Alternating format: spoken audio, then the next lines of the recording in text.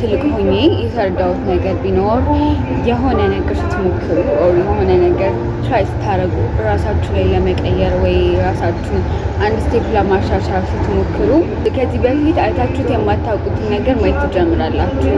ከውጭ ከውስጥ ከጓደኞቻችሁ ኢቭን ከቤተሰቦቻችሁ ላይ ተቃውሞ ነው የሚገጥማችሁ። ይሄ ማለት ራይት ዌይ የሆነ ነገር እያደረጋችሁ መሆኑን ተገንዘቡት።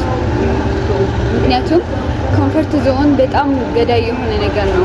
እኔ እናንተን እንደዚህ ነው ኮምፈርት ዞን ምናምን ብዬ ልነግራችሁ ብቻ ሳይሆን ማለት ነው አንዳንዴ ያላችሁበት ቦታ ምንም አይነት ተቃውሞ ከሌለው ያላችሁበት ቦታ ጸጥ ረጭ ምናምን ያለ ሲሆን ትንሽ መጠራጠር ሊመዱ ይገባችሁ። አንዳንዴ ነቃ ብላችሁ ነገሮችን ማስተዋል ጀምሩ። ያላችሁበት ነገር ካልተመቻችሁ ነው የተሻለ ነገር የምታዩት ይመስለኛል። እንግዲህ ልቤ እንዲለኛል። ሶ ዶንት ቢ ፉል